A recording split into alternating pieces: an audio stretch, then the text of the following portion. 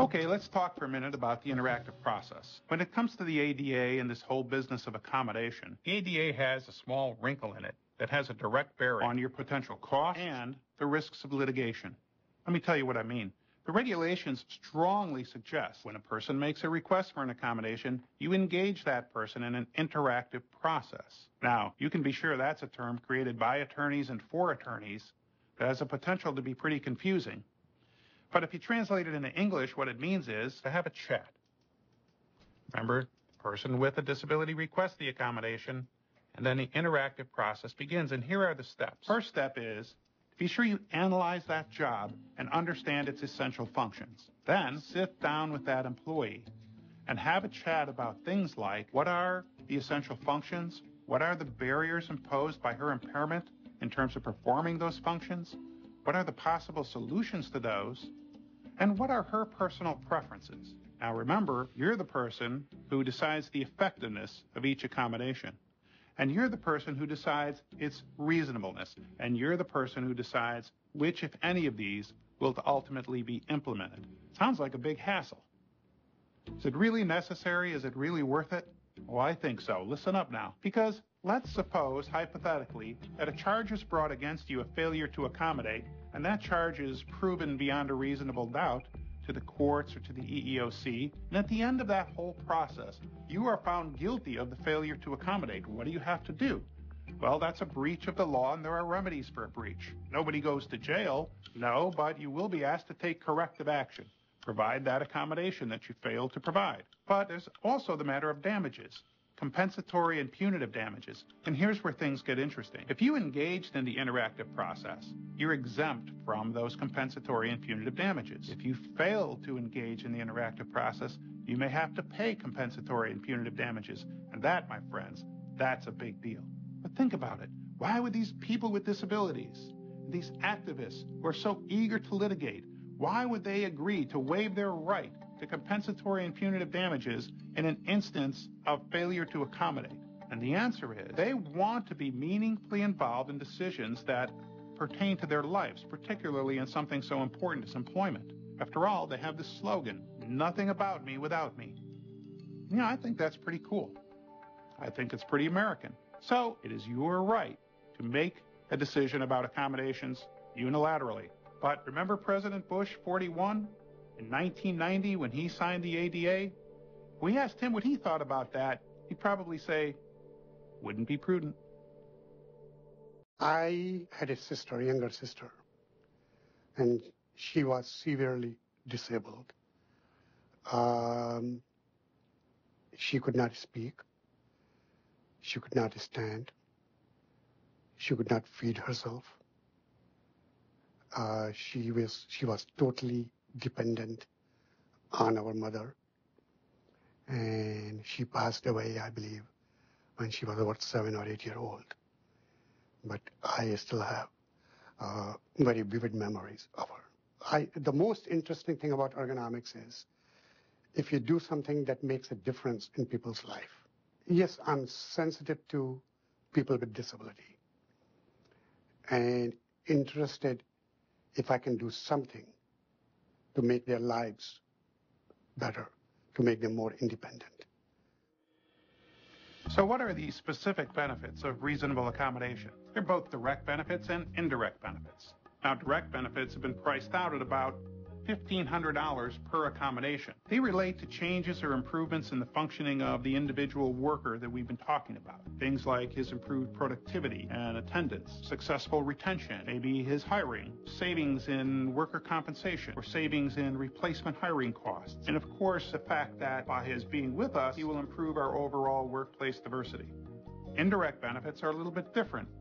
They tend to apply more to the overall group or team where the person is working.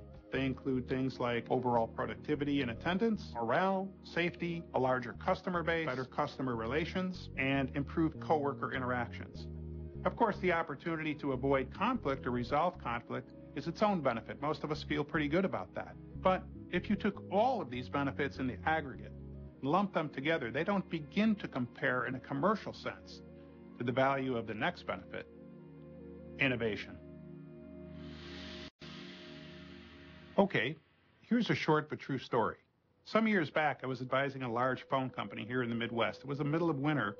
I received a call, and a lot of attorneys and human resources executives were in a conference room wringing their hands with anxiety. Turns out there was a young man in the waiting room awaiting his interview to be a services technician and pole climber for the phone company. Well, that doesn't sound like much of a problem, except that this young man was spinal cord injured, and he used a wheelchair. The company felt they were being set up. So I drove down as quickly as I could get there, and I said, this is a great opportunity to practice our interactive process. We invited the young man in who had been waiting much too long for his interview. And when he came in, he made a very good accounting for himself. Very quickly, he was able to produce the proper educational credential that he just completed at the local vocational technical school. He surprised everybody when he produced not just his diploma, but a large amount of photographic evidence that showed that he, with proper rigging, was a professional mountain climber. There was no doubt he could shimmy up and down those poles with the best of them, and quite safely and quickly. However, the hiring supervisor was still skeptical.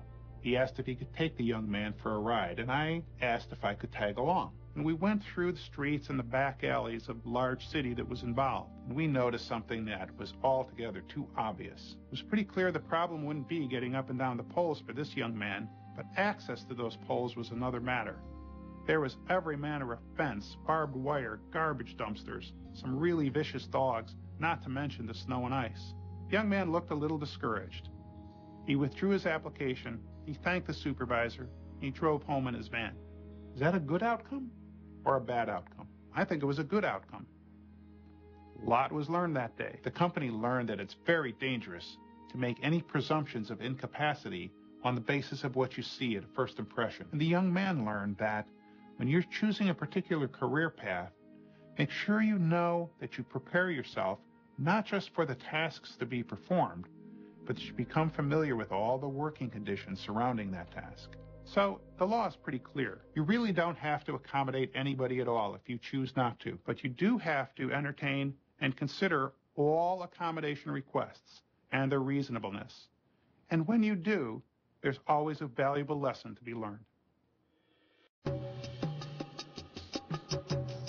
In most U.S. businesses, when we hear the term ADA or reasonable accommodation, we tend to think in terms of legal compliance and regulations.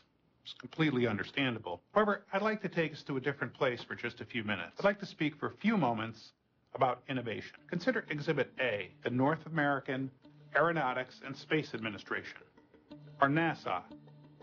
Founded 52 years ago, they've already applied for more than 7,000 distinct, unique patents. These are things that you or somebody you know uses almost every day. Things like exercise machines and satellite radio, visible braces, scratch-resistant contact lenses, memory foam, shoe insoles, smoke detectors, the safety grooving that we see in our roads and bridges and runways, cordless tools, and in my business, electronic limb. Exhibit B, NASCAR. Lots of innovation there. Seat belts and radial tires, run flat tires, fuel cells and fuel injection, anti-lock brakes, passive restraint, and of course, faster and more durable engines. Exhibit C, the U.S. military. They brought us things like entirely new metals, night vision, GPS, cell phones, laptops, and more medical breakthroughs than we could list if we had all day. But why are these companies so successful with their R&D? What do these organizations have in common? Some would say that what's unique about them is that they operate in extreme environments.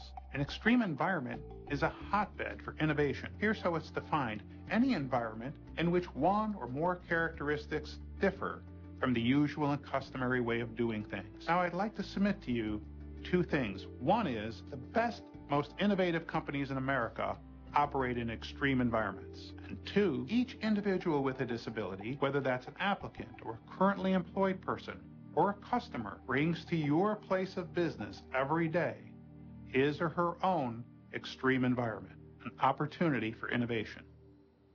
I have a few special words today for our viewers who are interested in technology. Have you seen Microsoft's new Windows 7? There's a program in there called the Ease of Access Center. Therein you'll find all kinds of interesting toys, things like magnifier, speech recognition, touch recognition, and text prediction, and a number of other devices. Each of these was initially a request for access by some person with a disability to the technology. Hey, who invented the internet anyhow, really? Was it Al Gore? No, but he was helpful. So were a number of other people, including a fellow named Bob Wheatbrecht. He was born in 1920.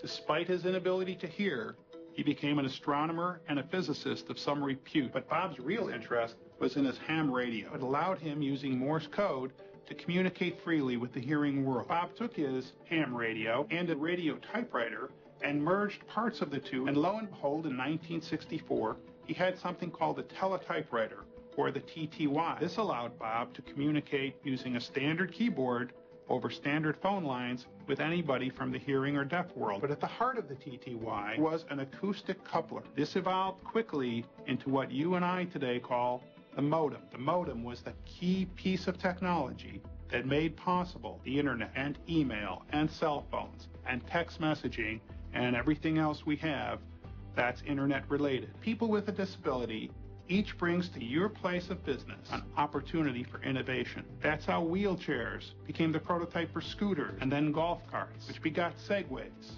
That ramps allow access to your place of business, not just other wheelchair users, but dads with strollers and pregnant moms and baby boomers and people who are a little too old, a little too infirm, people who use walkers or quad canes and can't navigate stairs. What about big screen TVs? Do you watch one?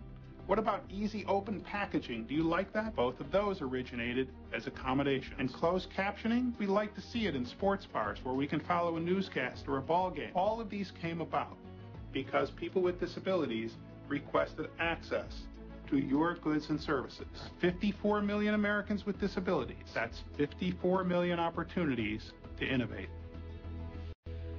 In conclusion, some of us are still shying away from the employment of people with disabilities because of some of the hysterics we hear about the flood of litigation or the unreasonable costs of accommodation. But today, we tried to give you the true facts. We hope you'll reconsider. You don't want to pass up a really good opportunity to experience innovation, to retain productive workers, and promote inclusion in the workplace. My name is Brian McMahon. I'm a small business owner and have been since 1977 in a number of southern and midwestern states. Back in the 80s, I was director of operations of a large healthcare concern here in the Midwest. Today, I direct the National EEOC ADA Employment Project at Virginia Commonwealth University, where I'm a full professor of rehabilitation medicine and rehabilitation counseling.